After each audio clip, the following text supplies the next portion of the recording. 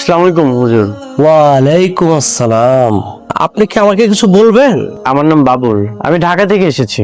আমাকে একটা টিউশনির ব্যবস্থা করে দেওয়া যাবে? এই গ্রামে টিউশন কে রাখবে? দিন আনে দিন খায়, তুমি থাকবা কই?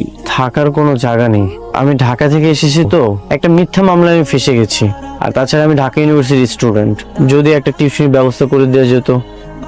একজনের বাড়িতে থাকবেন, আরেকজনের বাড়িতে খাবেন। দুই বাড়ির দুই মেয়েকে পড়াইতে হবে। দুই বাড়ির দুই মেয়েকে পড়াইতে পারবেন? আপনি শুধু ব্যবস্থা করে দেন। মামলা খাওয়া আসামি, আপনিও পয়সা দিতে পারেন। সব সময় খালি বেশি কথা। আপনার যেই বাড়িতে খাওয়ার বন্দোবস্ত হয়েছে, চলেন আপনাকে সেই বাড়িতে নিয়ে যাই। হুজুর, মানুষে এত সহজে বিশ্বাস করেন না, বিপদে পড়বেন। কোরআন শরীফের দিকে মনোযোগ দাও, এটাই তোমার জন্য তদবির। আপনি আমার সাথে আসেন। ঘরে আমার বিবাহযোগ্য মেয়ে, ওই মাস্টার সাহেব থাকবো কই? সেটা নিয়ে তোর চিন্তা করা লাগবে না। ভালো ছাত্র এরকম মাস্টার খুঁজেও পাবি না। আর ওর তো কোনো দোষ নাই, ছাত্র রাজনীতি করে, এই কারণে পুলিশের ধরপাকড় করে দেখে গ্রামে আইছে। শোন, তোর মাইয়া এবার সেল চালায় পাশ করব। আপনার মুখে ফুল চন্দন পড়ুক। শেফালি, শেফালি, তোর নতুন মাস্টার সাহেব সালাম দে। আসসালামু আলাইকুম। ওয়ালাইকুম আসসালাম। কোন রকম ফাঁকিবাজি করণ যাইব না, ঠিকঠাক মতো পড়তে হইব। স্যার, আমার মাথায় অঙ্ক ঢোকে না। আমার বাংলা পড়ি, কবিতা পড়ি। অঙ্ককে ভয় পেয়ে একদম লাভ নেই। অঙ্ক তো কবিতার মতো সহজ। 9 কে যদি তুমি 2 দিয়ে গুণ করো তাহলে কত হয়? 18। আর 18 কে যদি উল্টা করো তাহলে কত হয়? 81। ভেরি গুড, এই তো বুঝতে পেরেছো। 9 কে যদি তুমি 9 বার যোগ করো তাহলে কিন্তু 81 হচ্ছে। Very easy. আর 81 কে 9 দিয়ে গুণ করলে কত হয় sir? 729। Thank you so much. শেফালির কাজে আন্টির মুখে আপনার অনেক প্রশংসা শুনলাম, তাই ভাবলাম আপনার সাথে একটু পরিচয় হয়নি। এটা হচ্ছে পড়ালেখার টেবিল, এখানে আমরা কোনো ফান করছি। তুমি এখন আসতে পারো। আন্টি, স্যার আমাকে খুব বেশি একটা পছন্দ করছে না। না রে শেফালি, মনে হচ্ছে এই মাত্র এইচএসসি তে একদমই ফেল মারছি। আমার বোনজি জিপিএ 5 পাওয়া আর স্কলারশিপ পাওয়া ছাত্রী। আর শোনেন স্যার, আমার বড় বোন মানে পাপড়ির মা আগামীকালকে তাগো বাসায় আপনার দাওয়াত করছে। আপনি আমাকে তুমি করে বলতে পারেন, আপনি তো আমার মায়ের মতো। ঠিক আছে, উনি যেহেতু দাওয়াত দিয়েছে আমি দাওয়াতটা গ্রহণ করলাম। আসসালামু আলাইকুম দুলাভাই। ওয়ালাইকুম আসসালাম ওয়া রাহমাতুল্লাহি ওয়া বারাকাতুহু। এই হলো বাবুল স্যার, ঢাকা বিশ্ববিদ্যালয়ের মেধাবী ছাত্র। উনি আজকে থেকে পাপড়িকে পড়াবে। আঙ্কেল, এসবের কি দরকার ছিল? বাবা, এটা হচ্ছে আমাদের এই খান বাড়ির একটা রেওয়াজ। আগে একটু মিষ্টি মুখ করো, তারপরে সব খুলে বলছি। ওই যে বললো না আমার মেয়ে পাপড়ি, ও কিন্তু পড়াশোনায় একদম ভয় পায় না, খুব ভালো ছাত্রী। হ্যাঁ, আমার মনে হয় জেন্টলম্যানদের ভয় পায়, তাই না? এই যে তোমার মতো ঢাকা বিশ্ববিদ্যালয়ের একজন মেধাবী স্টুডেন্ট পেয়ে আমি খুব খুশি। তোমাকে তো বলে বোঝানোর আর কিছু নাই। হ্যাঁ, আমার মেয়ে ও কিন্তু খুব ভালো ছাত্রী এবং খুব ভালো রেজাল্ট করে। আমি চাই ওর এই ধারাবাহিকতা যেন বজায় থাকে, সে যেন এভাবে ভালো রেজাল্টই করে যায় সব সময়। সে ভালো রেজাল্ট করার দায়িত্বটা আমি তোমার উপরে দিলাম। ইনশাআল্লাহ। আর তোমাকে প্রথম দেখাতে আমার খুব ভালো লেগে গেছে। তুমি আজকে থেকে এই বাড়িতে থাকবে, খাওয়া দাওয়া থেকে শুরু করে সবকিছু এখানেই। হ্যাঁ, পাপড়ি, পাপড়ি এদিকে আয় তো মা, এদিকে আয় মা। উনি তোর স্যার, যা ওনাকে ভিতরে নিয়ে যা আর রুমটা দেখাই দে। যান স্যার, যান। স্যার, ইলন মাস্কের গার্লফ্রেন্ড কতজন ছিল? এটা কি এলজেব্রা নাকি কম্পিউটারের বিষয়? মানবিক বিষয়। তবে আপনি ছাড়া আমার মনে হয় আপনার মধ্যে কিছু একটা ঘাটতি আছে। বকবক না করে ইংলিশ গ্রামার বইটা বের করো। কাজটা একদমই ভালো হয়নি। This is not acceptable. যেখানে সমস্যা সেখানেই সমাধান স্যার। পাপড়ি, আপনার মুখে আমার নামটা শুনতে চেয়েছিলাম। হায় আল্লাহ, আমার প্রথম ইচ্ছাটা পূরণ হয়েছে। তোমার কি আরো অনেক ইচ্ছা আছে? এই বাবুল সাহেবকে আমি লুঙ্গি পরা অবস্থায় দেখতে চাই। একটা লুঙ্গি দাও তো। লুঙ্গি কেন? তোমার উচ্চ শিক্ষিত বাবুল মাস্টারের জন্য। মাস্টারের জন্য লুঙ্গি? পেট খারাপ করেছে, কাপড় নষ্ট করে ফেলছে। কালকের মিষ্টিগুলো মনে হয় বাসি ছিল। বেচারা, তোর বাবার কাছে আবার এসব কিছু বলিস না। আমি কাউরে বলবো না, আমি সব সামনে নিচ্ছি। আমার দ্বিতীয় ইচ্ছাটা জানতে চাইলেন? এই নির্জন রাতে আমি যেন তোমার সাথে দেখা করি, তাই তো? আপনি তো বলেছিলেন এটা কখনোই সম্ভব না, তাহলে সেটা কিভাবে সম্ভব হলো? কিভাবে সম্ভব হয়েছে সেটা আমি জানি না। পরিবেশটা সুন্দর না?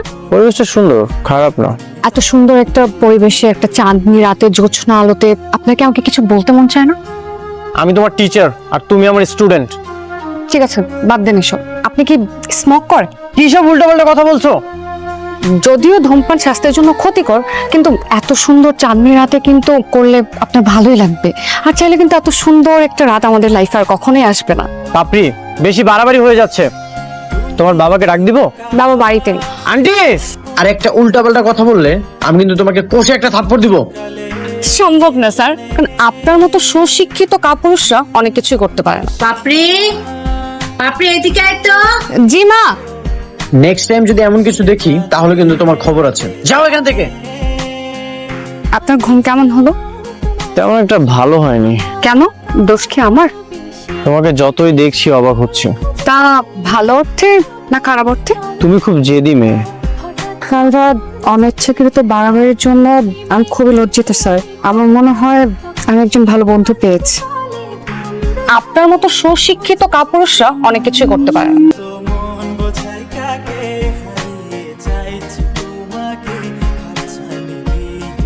হ্যাঁ, গাড়ি স্টার্ট করো। নবাবগঞ্জ থানা থেকে এসে আক্তার বলছি। কে বলছেন? আকাশ, আমি বাবুলের মা বলছিলাম, চিনতে পেরেছো? খালাম্মা, আসসালামু আলাইকুম। কেমন আছেন খালাম্মা? আমি ভালো নেই, আমার ছেলে আজ 8 মাস ধরে নিখোঁজ। আমি কি করে ভালো থাকি বলো? বলেন কি খালাম্মা? তোমার মার কাছে তো শুনেছিলাম তুমিও নাকি নিখোঁজ ছিলে। না খালাম্মা, ওই আমি জাহিদার বাবুল সরকারের একটা গোপন মিশনে গুপ্ত আছি আর কি।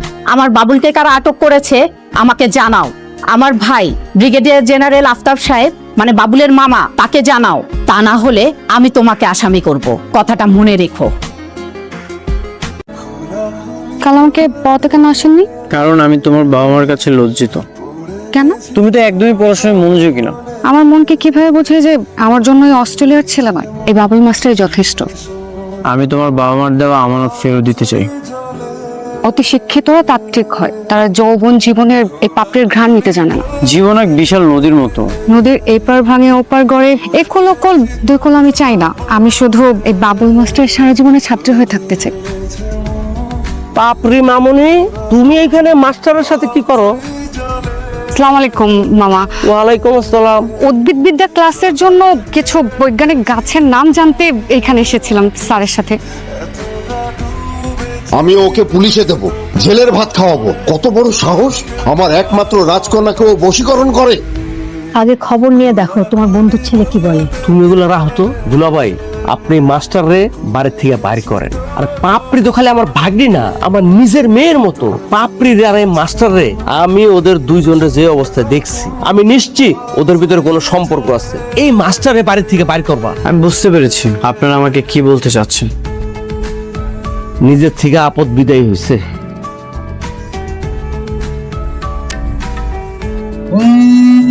হ্যালো, বাবুল স্যার, আমি সিদ্ধান্ত নিয়ে ফেলেছি। কিসের সিদ্ধান্ত? আমি আপনাকে চাই। আমি অনেক ভেবে দেখেছি, আপনার মতো মানুষ কখনো কোনোদিন আমার জীবনে আসেনি, আর হয়তো বা আসবেও না, যে আমাকে দায়িত্ব নিয়ে শাসন করতে পারে, আবার ভালোবাসতে পারে। পাপড়ি, বাবুল স্যার, আমি সিদ্ধান্ত নিয়ে ফেলেছি। আমি অস্ট্রেলিয়া যাব না। প্লিজ আমাকে এখান থেকে নিয়ে চলুন। যেখানে যেভাবেই রাখবেন আমি সেভাবেই আপনার সাথে সারা জীবন খুশি মনে থেকে যাব। প্লিজ আমাকে এখান থেকে নিয়ে চলুন। তুমি কান্না করছো কেন? তুমি একদম কান্না করবে না। একটু আগে অস্ট্রেলিয়ার এই ছেলেটা ফোন করেছিল, বললো আপনাকে নাকি পুলিশে দেবে। পাপড়ি, ওটা আমি সামলে নিব। তুমি আমার জন্য নিজের জীবনে কষ্ট রেখে এনো না। বাবাকে না জানিয়ে আপনার সাথে অনেক অনেক দূরে পালিয়ে যেতে চাই, এক কাপড়ে এক অজানা পথে। প্লিজ আমাকে ফিরিয়ে দিন না। I love you sir. I love you too. জীবনকে চিনতে, জীবনকে বুঝতে 3 মেধাবী তরুণ অদ্ভুত এক সিদ্ধান্ত নেয়। তারা ছড়িয়ে পড়ে অজানা পথে। তারা 3 জনেই ধনীর দুলাল, পড়াশোনায়ও বেশ ভালো। সবকিছু থাকা সত্ত্বেও তারা বেছে নেয় কঠিন 1 বছর। কথা থাকে, তারা ঠিক 1 বছর পর ঢাকা বিশ্ববিদ্যালয়ের অপরাজে বাংলার সামনে আবার ফিরে আসবে, নিজেদের হারিয়ে যাওয়া গল্প বলবে। হ্যাঁ মামা, আমি বাবুল। তোমার সঙ্গে ওই জলপরিটাকে? মামা, আমি পাপড়ি, আমি আপনার ভাগ্নের ছাত্রী, কিন্তু সে তো এখন আমাকে আর পড়াতে চাচ্ছে না। ভয় নেই মামনি, মামা আছি তো। তোমাদেরকে আর পালিয়ে বেড়াতে হবে না, বাড়িতে চলে যাবে। আমি তোমার বাবা মার সঙ্গে কথা বলে আমি এই বাবুলকেই তোমার জীবনের জন্য পার্মানেন্ট থাকার ব্যবস্থা করে দেবো। জি মামা, খুশি।